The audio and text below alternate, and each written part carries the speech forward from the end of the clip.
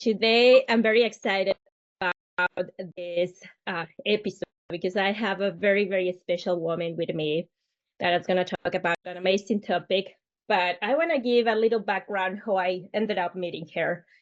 And first of all, well, as you know, I work as a customer success for different teams and different companies. And which if of them, we always have the challenge of how to get, surveys out or how to get better feedback from the customer, especially the ones that we cannot jump on call every day or every period. And I discovered this amazing product that is called TheySaid. And then it's how I met this amazing lady here, Lihong, which is one of the co-founders and CEO of this company. And well, welcome, Lihong. I'm gonna give the floor to you. Yeah, thank you, Jessica, for having me at the podcast. My name is Lihong Hicken. I'm the CEO and co-founder of TheySaid. So Jessica and I met through kind of a customer onboarding brainstorm section using an AI survey. We got a little bit nerdy and we decided, let's continue the conversation here. So here we are. Yes. So first, I would like to share with the public about my personal experience. Right, I have been in customer success for more than 15 years, and of course, we always in customer success want to understand different perspective in our journey for the customer. Right, so there are different ways and methods and platforms out there, hundreds of them. But for me, I have never found the way that is very natural for the client to answer. And sending long surveys that you have to click yes, no, 1 to 5 with hundred of questions, it makes like you are giving them homework, right? Instead of Yeah, trying exactly. to really understand. And I really never been very, like I never liked honestly the way we have done surveys. And I try to avoid them a lot, which is bad also. But I've avoided because I'm a customer too. And I hate when they ask me, oh, could you respond to one question? And then I click and it be me like like exam. And I'm like, I don't have the time about that. And the other is really if I just give a 5 or at 1 saying what my problem is about or saying really my sentiment about why I'm giving that grade. So anyways, they say was something that I did a little experiment in one of the companies. And one of the things that happened is that usually again, none of our customers respond anything or very minimal. And when I send this survey, well, it wasn't even a survey. When I send this format of asking a question about one specific feature, I got at least 20% of the people responding. And also the feedback that I got, it was so much better than anything else I have sent it. So this is why I was like, okay, this is working, right? So tell me, Lihong, right? How did you get to build this product, right? How did you get to do this magic? Yeah, totally. I actually have a similar experience. I hate long form surveys. I think no one in the planet will say, yeah, I love taking surveys. And actually, I would say the way they said is built is we are like I would say that we are a customer-led company, which means like the customer I talk to and customers need actually created the company, not really like a founder's brilliant idea. We were actually in the business serving customer success audience, and then we were asking them about what they need, what their main problem they have. And one of the things they tell us is like, there's a lot of data, there's so much data, but none of them is actionable. None of them tell me that this customer is about to churn or this customer is unhappy. So it's like, okay, if we give you this data, you would know. So we know that getting survey can't really get the data. So we designed this journey poll program, which is one question sent to the right people at the right time. Meaning, for example, if you are a buyer, you get a different question than the admin, than the user, because the question is tailored for your need. We try that, and there's a couple of tips on that. For example, sending from the CSN, you get double the response than sending from a CEO. You have very easy, tailored questions, very easy way to deliver that. And we have seen the response rate has through the roof. because the biggest problem is people don't respond. And then was that okay? Then our customers say this is great, but the problem is there's too many responses. I can't close the loop with all the customers, right? There's some of the response contains upsell opportunities. Some of the response, what do we do? And this is when AI comes in. Was like, can we figure out automatically close a loop function? And then AI is kind of perfect on that. So we were like, let's build AI closing the loop for the survey, for the journey post survey. And then while we're at that, why don't we just make it part of all AI? And because of the revamping of a product, we go from a 2-hour onboarding to set up your whole year's program, which is not too bad. Like 2 hours, you set up, you're done. To like 3 clicks. You don't even need to use your keyboard. You can throw it away. Like I was like, the easiest part, 3 clicks, you are set up, you're gone, right? And this is how I wanted. It's like product super easy for people to get feedback and also ongoing feedback. What I see is sometimes you do this long, 50 question surveys. I call them the laundry style surveys. Like you pile them up, you have a lot of questions, you pile them up, and you do it once a quarter. And then it takes you forever to take action. By the time you get to the customer, they're already gone, right? So with us, it's like, why don't we get ongoing? Why do we listening, opening up, give a customer a chance to give you feedback ongoing? And you can, react to the customer's feedback on this continuously. And we have been doing that. That's why we've been using that to prioritize a lot of what we build for the customers is like, listen to what their problem is, not their solution, like what their problem is, what their need is, and then we'll come up with solutions to address their needs. And sometimes the solution is better than what they ask for, because what they ask is like, can we automatically close the loop with the customers? And we actually say, you do it better than what you asked. So that's kind of how TheySaid was created. I would say I interviewed probably like 400 to 500 CS leaders, and then later on more like product leaders, marketers, all go in when they use the chipping. And I don't think, I created the products, just the user actually created TheySaid. So Yeah, no, and I also have to add now that you mentioned about AI, right?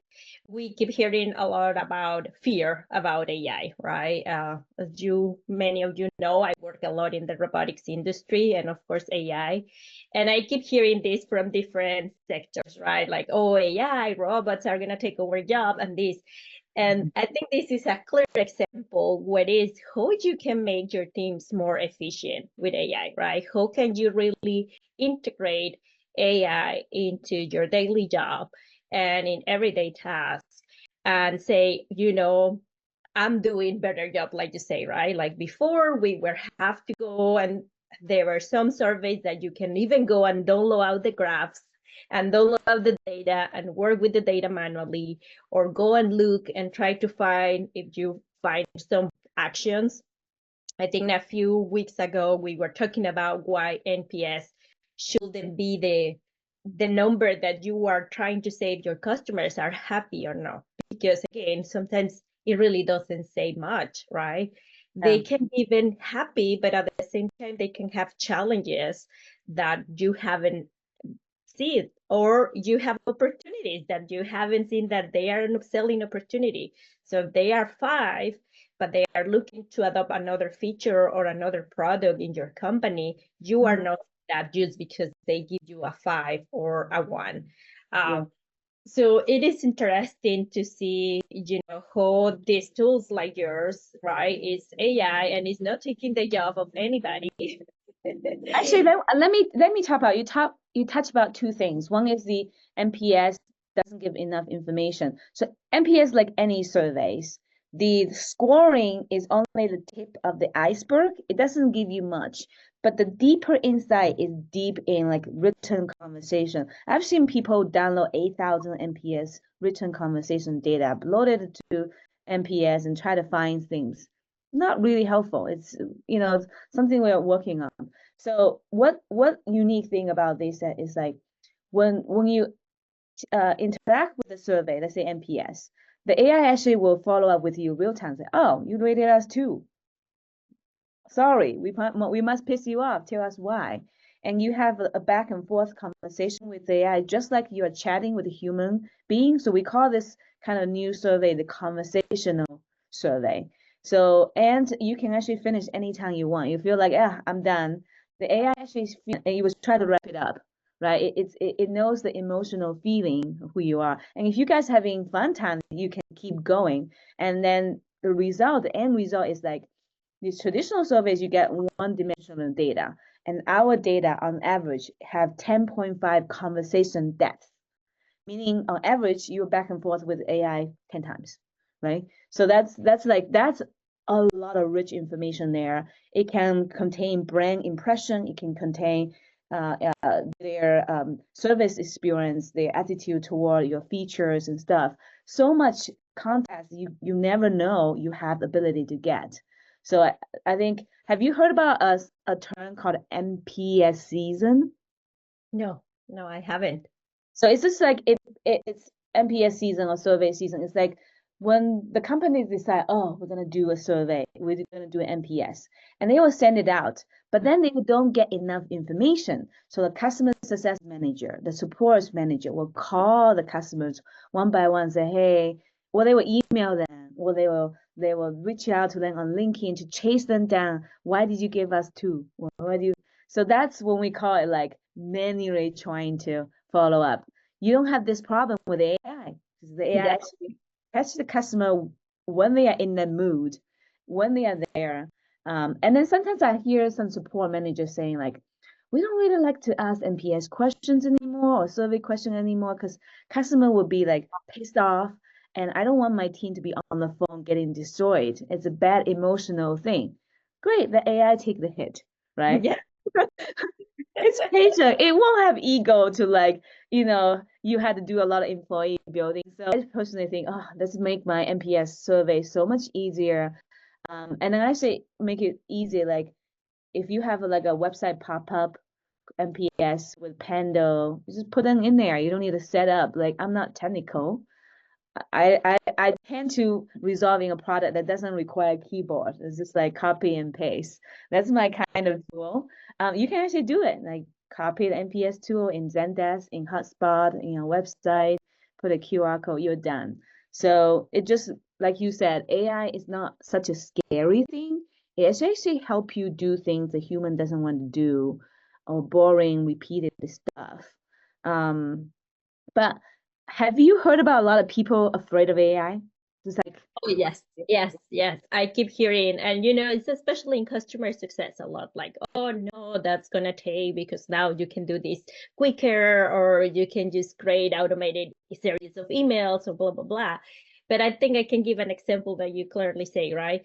Again, in this little experiment I was doing, one of the customers start having this conversation, right, with your product. And I started getting the frustrations, like why they were upset, what it was about experience, which ended up we were having glitches at that day, right? mhm. Quickly, of course, again, as soon as I received the notification, send it over product, right? We need to fix this. Sending an email to the customer, sorry about that. Let's go and meet and discuss further, right? Because also the person in the conversation say that they would like to have a call with support, right? Right. Which is funny because if you think about it, why the client didn't send before that problem, right? Like that they were having that problem. So I'm thinking like the logic, like why before could didn't reach out, didn't feel that it wasn't reach out. So when the AI asked, would you like somebody to call you to support you? She was like, Yes, yes, right? that's So right. exactly. So then again, like you were saying about the human work, right? Instead of me calling each one, the client is saying, yes, I want a call, right, with someone. Yes, I would like to get this fixed. Oh, Of course, we get fix everything ready, but we will already have scheduled the call. And when the call arrived, she said, oh, everything is fixed now, works smoothly. I love it. And I'm so happy. Thank you for getting back to me. So we saved time with a call, right? She ended up being happy. She saw that we addressed the concerns as soon as we got them.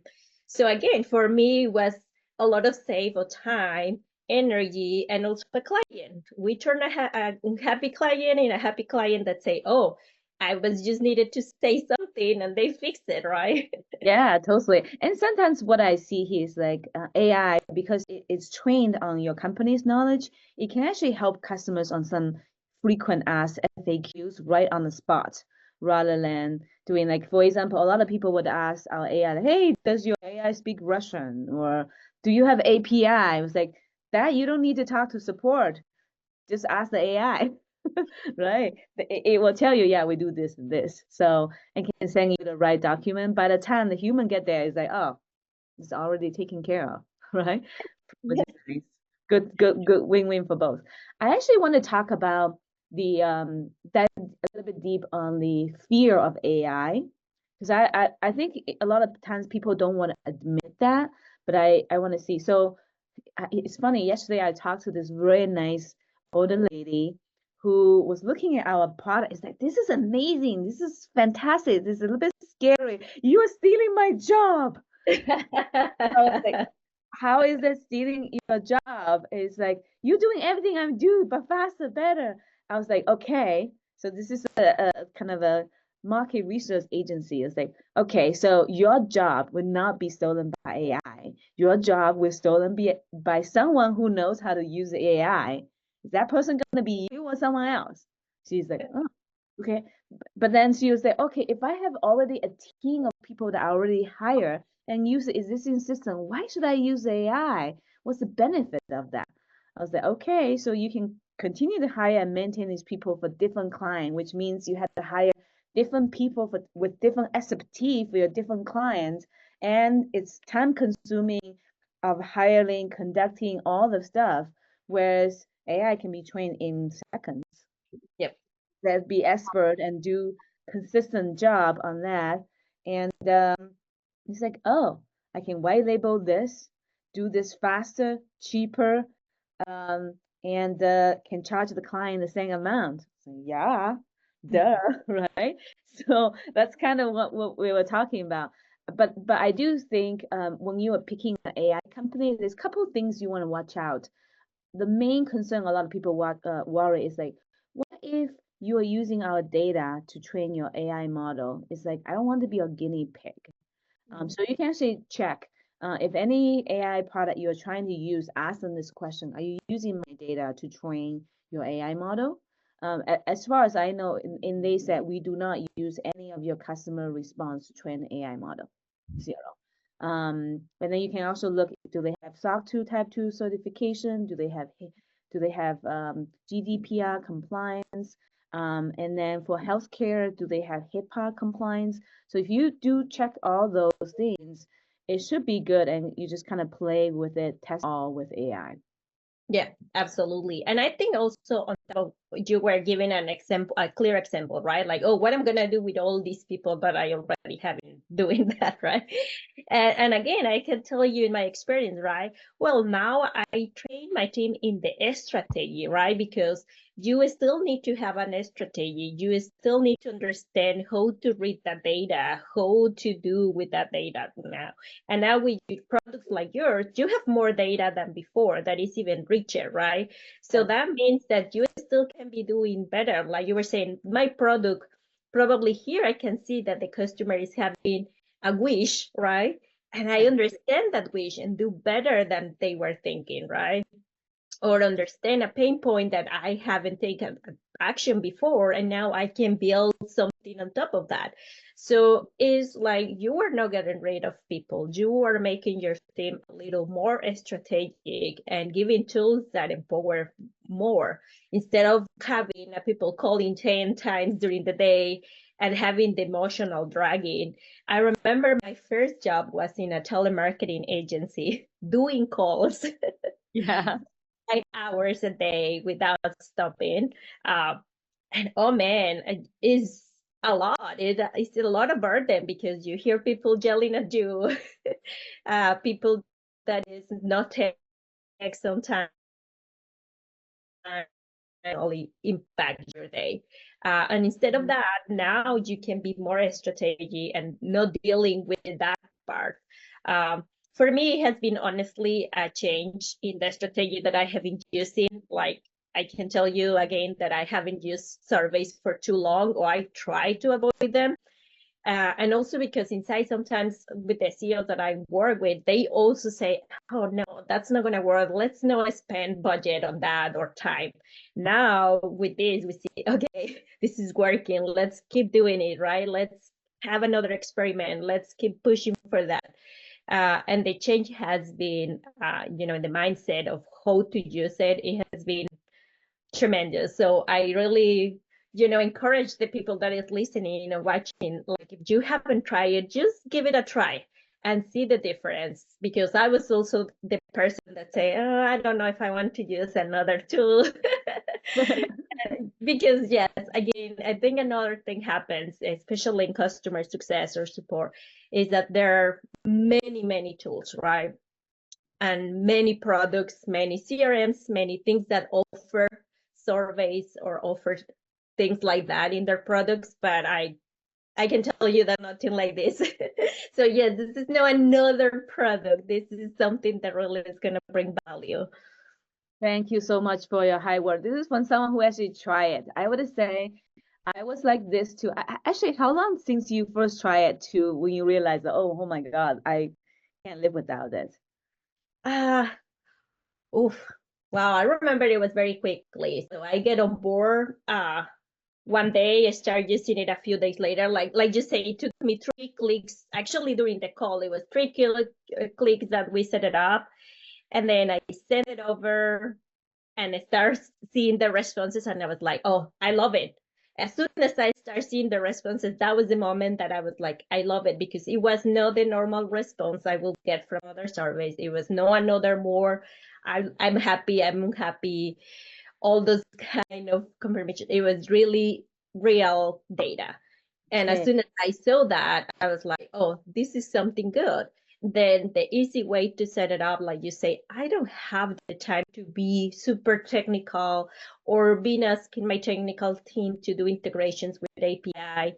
And then figured it out that something in the API wasn't working. I don't like that. So it was like done in 5 minutes, send the email, that's it.